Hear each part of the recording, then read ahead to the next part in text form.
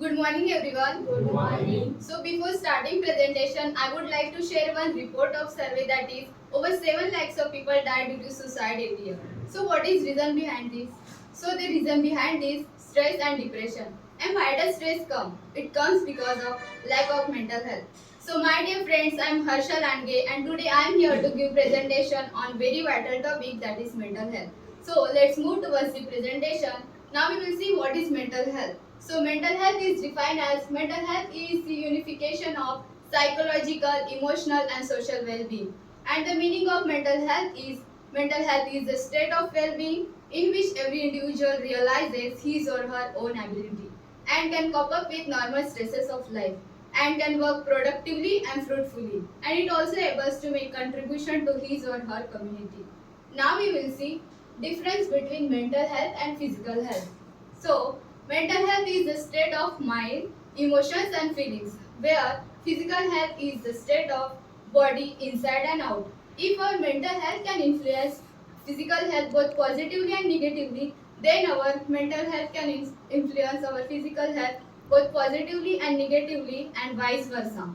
So, when we talk about the difference between physical health and mental health, so we should not consider them as a separate because they goes hand in hand. If our physical health can get disturbed, then our mental health can also get disturbed and vice versa. So now we will see why mental health is important.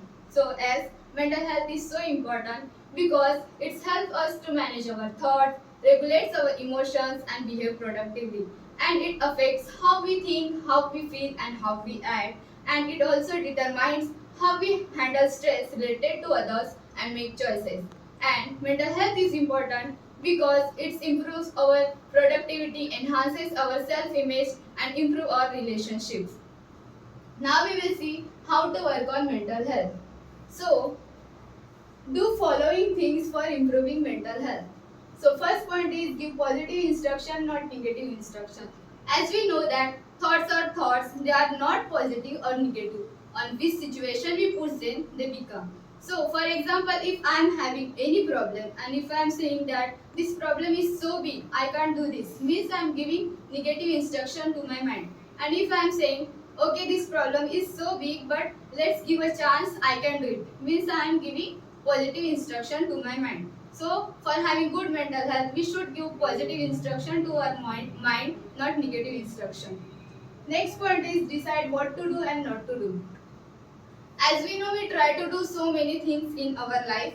Rather than thinking this is important to me or not, this will be helpful for me or not, this is productive or not, we try to do unproductive things. And when we do unproductive things, we waste our time.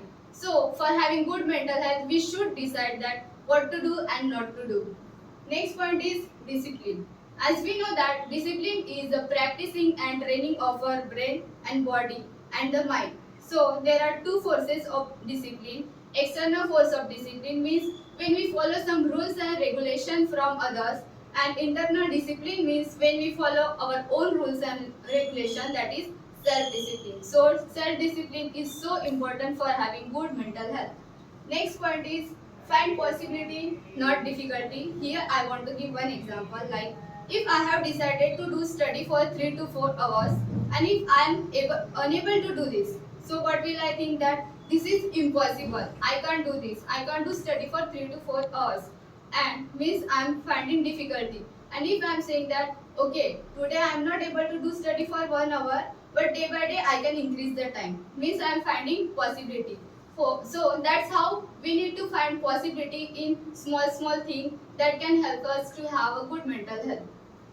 So next point is focus on a one thing at time. As we know, we try to do multitask and multitask is not a healthy every time.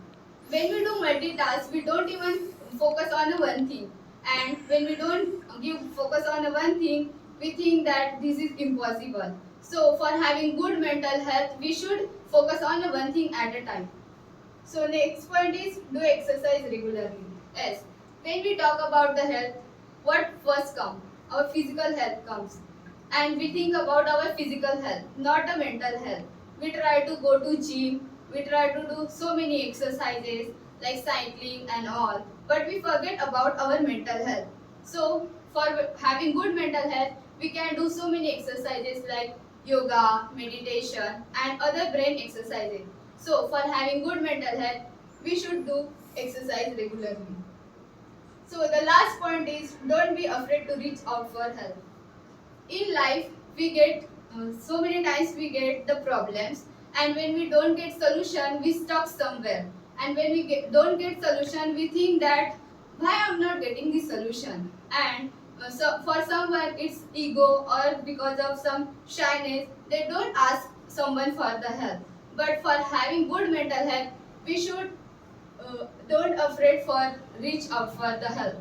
So in the last, I would like to conclude that mental health is important at our every stage of life, from childhood to adolescence to adulthood, and it refers how we see and perceive ourselves, and what do we think about ourselves, and how do we feel in comparison to others. And mental health gives us an account of how mentally strong we are and how resilient and calm we get in intense situations.